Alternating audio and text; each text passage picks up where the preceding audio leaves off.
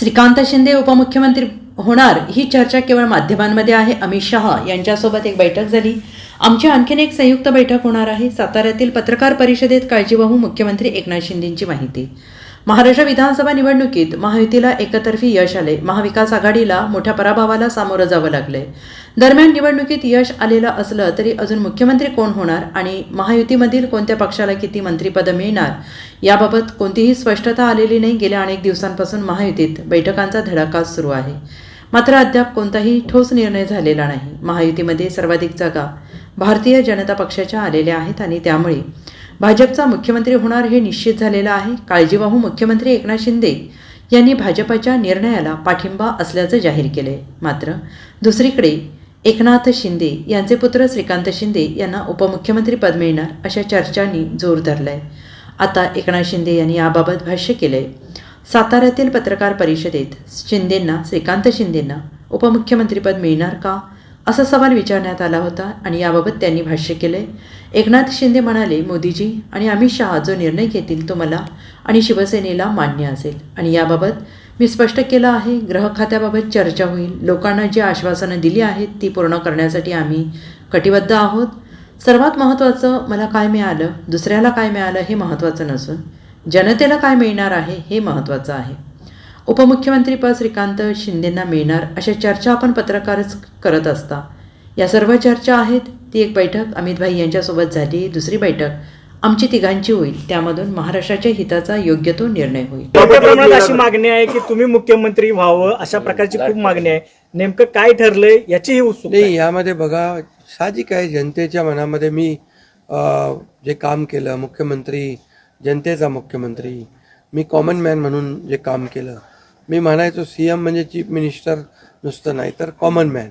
आणि common man समजून मी काम केल्यामुळे कॉमन मॅनच्या ज्या अडचणी आहेत, दुःख आहेत ती मी समजून घेऊन सोडवण्याचा प्रयत्न केला. त्यामुळे साहजिक आहे लोकांची भावना. पण आणि त्याबरोबर मुख्यमंत्री म्हणून माझ्या नेतृत्वाखाली निवडणुका झाल्या. माझे दोन्ही उपमुख्यमंत्री सोबत होते, सर्व सहकारी सोबत होते आणि मिळालेले यश हे अतिशय प्रचंड आहे. आणि यामध्ये मी म्हणूनच याच्यामध्ये कोणाचाही संभ्रम नको म्हणून मागच्या आठवड्यामध्ये मी प्रेस कॉन्फरन्स घेतली. आपल्याला माहीत आहे की यामध्ये आदरणीय प्रधानमंत्री नरेंद्र मोदीजी, आदरणीय अमितभाई शाह गृहमंत्री, भाजपाचे अध्यक्ष आणि या सर्व निर्णय घेतील मुख्यमंत्री पदाबाबतचा. तो मी सांगितलं त्याला पूर्ण शिवसेनेचा पाठिंबा आहे, माझा पाठिंबा आहे. त्यामुळे आता कुठं काही असं किंतु परंतु कोणाच्याही मनामध्ये नसावा. शेवटी मी मनमोकळेपणाने काम करणारा कार्यकर्ता आहे आणि म्हणून माझा निर्णय मी घेतलाय. सभापती पद पाहिजे म्हणून एकनाथ शिंदेचे हे प्रेशर पॉलिटिक्स आपल्याला पाहिजे. हे पहा, याच्या बाबतीत चर्चा होईल. आता चर्चा होईल. चर्चेमधून बऱ्याचशा काही गोष्टी निघतील, बऱ्याचशा गोष्टी सुटतील आणि त्यामुळे आम्हाला सर्वात महत्त्वाचं म्हणजे आम्हाला जे निवडून दिलेलं आहे लोकांनी, त्या लोकांना ज्या काय आम्ही कमिटमेंट केलेल्या आहेत त्या राज्याच्या विकासाच्या दृष्टीने किंबहुना ज्या आम्ही लोकांची बांधील आहोत, ही बांधिलकी आम्हाला जपायची आहे. सगळ्यात महत्त्वाचं मला काय मिळालं, कुणाला काय मिळालं यापेक्षा जनतेला काय मिळणार आहे. महाराष्ट्रातल्या जनतेने भरभरून मतदान केलेलं आहे, मतांचा वर्षाव केला आहे. आता त्यांना आम्ही आमच्या पद्धतीने जे देण्याचा प्रयत्न होणार आहे. त्यामुळे यामध्ये लोकांच्यासाठी जे करायचं आहे ते आम्ही करणार. उपमुख्यमंत्री पदासाठी श्रीकांत शिंदेचं नाव समोर येते आपल्या गटाकडनं, ही गोष्ट खरी आहे का? नाही बघा, चर्चा अजून सुरू आहे.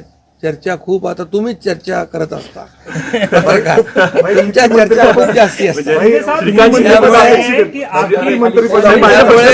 त्यामुळे तुम्हाला एकच सांगतो, माझ्या प्रश्नाचं उत्तर राहिले. तुम्हाला एकच सांगतो, या सर्व चर्चा आहेत.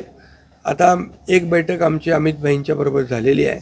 दुसरी एक बैठक आमची होईल तिघांची आणि त्या बैठकीमध्ये खूप साधक बाधक चर्चा होईल आणि त्यामधून योग्य तो निर्णय या महाराष्ट्राच्या हिताचा.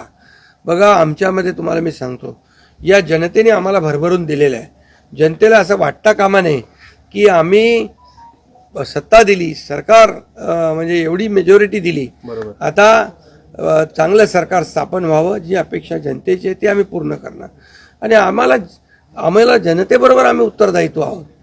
त्यामुळे लोक काय बोलतात, विरोधक काय, आता विरोधकांना काय काम राहिलंय का, काय राहिलंय बाकी? सध्या ईव्हीएम वरती चाललंय त्यांचं. आता जे काय आता ईव्हीएम म्हणजे आता याच्यामध्ये मी एकच तुम्हाला सांगतो की आमच्यामध्ये कुठलाही काही समन्वयाचा अभाव नाही. समन्वयाने काम सुरू. मी तर माझी जाहीर भूमिका परत मला मांडण्याची गरज नाही. मी तर बुधवारी जे प्रेस कॉन्फरन्स घेतली त्यात सगळी भूमिका स्पष्ट मांडलेली आहे.